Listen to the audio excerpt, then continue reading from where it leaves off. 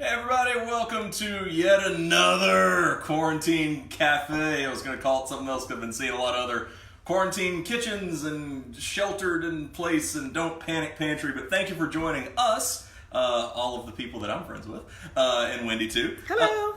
So today I have been craving, if you're around the Atlanta area or have been to Atlanta, you're going to know what I'm talking about. I've been craving Buford Highway like something fierce.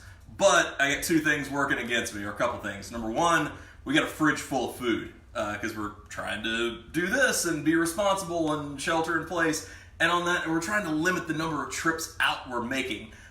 So the day that we can get out and will get out and hit up some of our favorite places on Buford Highway will be soon. If you want to do a list, find a list for yourself to see places that are still open. Please check out Eater Atlanta. Beth McKibben is doing the good work out there, compiling the lists. But so today, one of my favorite things to eat on Buford Highway, Wendy and I will go out and get foot massages. Yeah. Which is about the greatest experience known to mankind.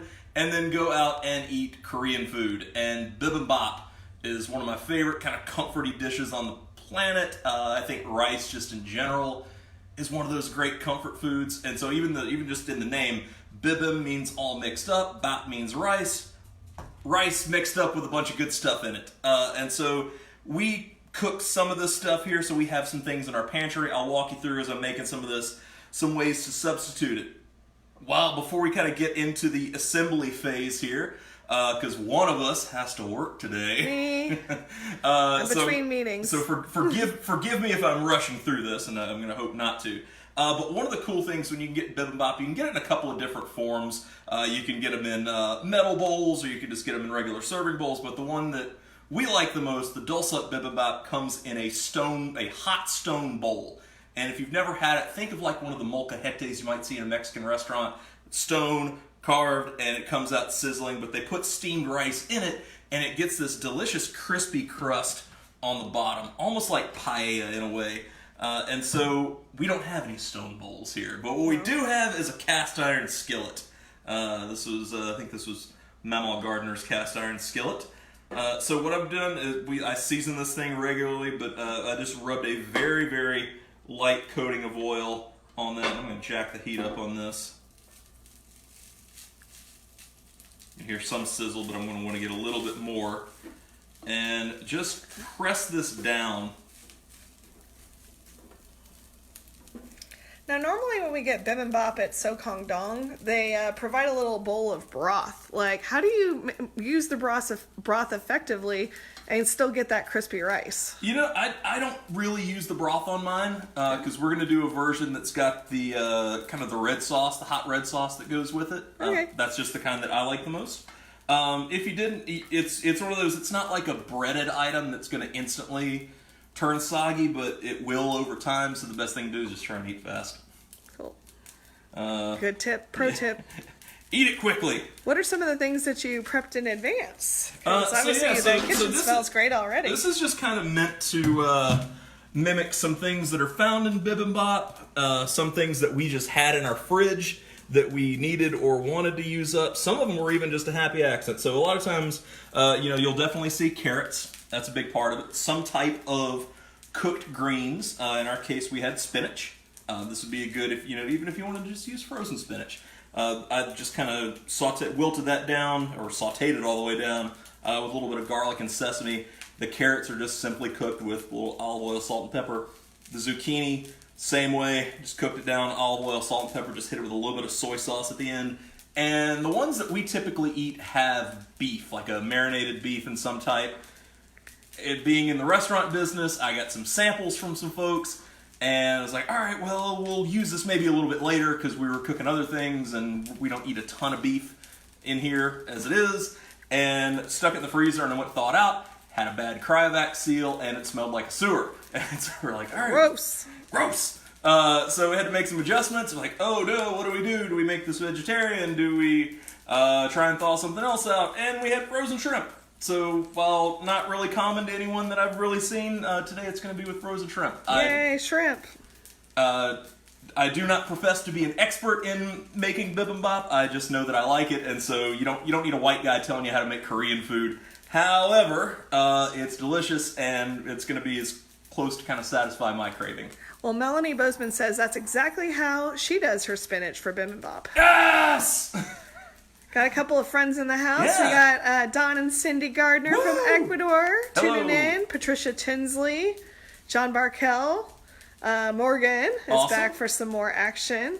So yeah, get your questions in for this is our Dreaming of Buford Highway, but we are making bibimbap, our version of it, anyways. Yeah, and if if you guys are so inclined, post pictures. Show me what you're making. Show me what you're eating. Show me what you're ordering out. If there's a place that maybe we haven't even thought of where we are around Atlanta where we need to get takeout, because as we said, we're trying to limit our trips out, but once a week at least, sometimes twice, we will venture abroad for contactless. Yeah. Well, now this is a specialty item that you ordered. It is. So this is a fermented Korean chili paste. This is called gochujang.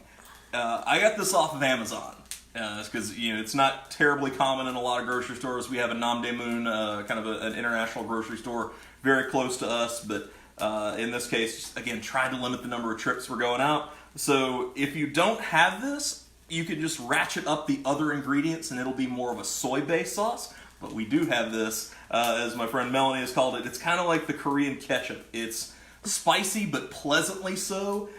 It's kind of a little bit of sweetness, a little bit of funk, a little bit of saltiness. It's just really, really good. So Melanie says she has that exact same tub at her house too. Yes! All So right. Korean ketchup, huh? I feel like I'm doing it right. And so kind of to that note, if I know the F word, fusion, can kind of be a dirty word these days just because so many people did it poorly. But I've seen a lot of cool preparations with gochujang that's not just in the just making a traditional Korean dish. I've seen people put it in barbecue sauces, anything to kind of pump up ketchup-based sauces. I've seen people mix it with mayonnaise to do kind of Korean spins on classic sandwiches. What about a meatloaf? Yeah, absolutely. You could kind of make like a gochujang ketchup-y glaze and put it on meatloaf. Yum, yum. Hell yeah, we may do that soon. So anyway, like I said, if you don't have that, you can just amp up some of the other ingredients and it'll be more of a kind of a soy vinegary-based sauce. But this is soy sauce, Public style? public style. There's some shame in not having the really good stuff, but Not really. we're in the struggle mode here, so is what it is. Some sesame oil. I'm gonna put some sesame seeds in it. And those will last forever too. We got those a while ago. Yeah, just make sure you smell them to where kind of like any nuts or seeds to where they don't smell rancid. You could add minced garlic to this if you wanted. We've got garlic and other things, so we're not going to. And then some rice wine vinegar. And then just a little bit of sugar. That's to balance out some of the heat. Cool. And so from there, I'm going to actually... I was gonna say, how long? what am I gonna do? I'm Is gonna use our is spatula. this low heat or what? It was, but oh yeah. Oh, there's some crispy on There's it. the crispy goodness. This is a cast iron skillet. Your grandma would be very impressed. That's right. So you got 2 cast iron skillets in your family, I right? got 4. 4. 4 from, I believe, from both sets of grandparents. So like people would ask me in the restaurants, they'd be like, "Oh, you were gonna bring your cast iron skillet into the restaurant?" I'm like, no, people literally had to die for me to get these. So Benet says she found that same tub at Glenwood Kroger. She bought it to make Molly Baz's roast chicken and potatoes from Bon Appetit. Yeah, that sounds tasty. What's the nickname for Glenwood Kroger? I was gonna say, does it have a name yet? Actually, I heard it was Shit Show Kroger, but just because like they weren't very organized. But I don't know if that's gonna stick. So for the non-Atlantans in the group, as I'm going to whisk this sauce together, a lot of our Krogers have nicknames to them, very unflattering ones. So probably the most popular or most common is in what would that be? It's on Ponce. Can't tell if that would be Dad, Fourth Ward or whatever. Murder Kroger. That's right. There have been a couple of homicides in the parking lot. Wendy reminded me of Disco Kroger. That's a good one. In Buckhead. We have one that's by some type of chemical plant that's close-ish to us in Smyrna that's known as Stinky Kroger. Nice. There's Krogay in one of the gay communities. And the one that's the tiny Kroger with about a fourth of the selection of everything else is Soviet Kroger. Oh, that is so funny. Benet is saying that Glenwood Kroger is called the Crowbar because it's got all the alcohol and stuff in there. But she said that my description was also accurate. We'll have to see what Atlanta decides to name it. That's right. So, I'm going to get this off the heat and start heating another skillet. More skillets. I've actually been preheating this one, so I feel better than I did for episode Chilaquiles. So really from here, it's all kind of about assembly. When we got our hot, crispy rice, you don't want it to be totally crunchy all the way through, but having some of that textural contrast is, in the words of Martha Stewart, a good thing. She terrifies me. She's amazing. Yes, she is. She's my personal hero. Oh, no, she is amazing. Especially after she went to prison and started doing stuff with Snoop. Like, she's amazing. Like, talk about totally reinventing herself. She is a rock star. Yes, she is. But she would intimidate the crap out of me for the better person. Oh, absolutely. I'll bow to you, Queen. So just as much rice as you would like. So this is gonna go quickly. Yeah, I mean... We're already putting stuff in the bowl. It is. Well, because somebody's on a work schedule over there, right. So Patricia Tinsley says she's also looking forward to going to Crowbar to get a beer when all this is said and done. Exactly. I couldn't agree more. This is, going out to a bar would be very high on my priority list. And so as far as timing goes... I mean, all of this put together, Wendy can vouch for me. This was a very lazy 45 minutes that I spent to... Oh, yeah. Super fast. Just assemble, get the rice going, do all of this stuff. So just kind of arrange it however you want. We're going to mix it all up together anyway. That's right. Usually when you see these, they're kind of compartmentalized. So they look nice when they come out to you, and then you go to town on the mixing part. While I am assembling these... Let's put an egg on it. Put an egg on it. If you didn't put an egg on it, did it really happen? No, it didn't. Deborah Stacy's in the house. Hey, Deborah. And we also got some more people. We got Andy Gonzalez. Hey, Andy. And Kim Riddell. Please, for those of you in the Atlanta area, please go check out The Companion. Andy just opened a new place. It's a tough time to try and open something like this, but you gotta applaud the people who are on the front lines doing the good stuff there. What's the concept? It was kind of a convivial bar plus food, if I remember the wording correctly. Andy, please chime in to correct me if I'm mistaken in that. I noticed that a lot of Atlanta restaurants that had previously closed are now opening back up for takeout. So definitely the list is evolving. Yeah, well, it's almost like there's no such thing as a restaurant anymore. We're all kind of, I say we, I mean I'm in the fight too, but takeout and delivery business. Okay, Bene's asking, where is Andy's new restaurant? That's a great question. I would probably Google that. I think it's on the West End, but I don't want to really mislead people. Hopefully Andy can chime in and let us know. Give us a URL to follow so we can go check it out.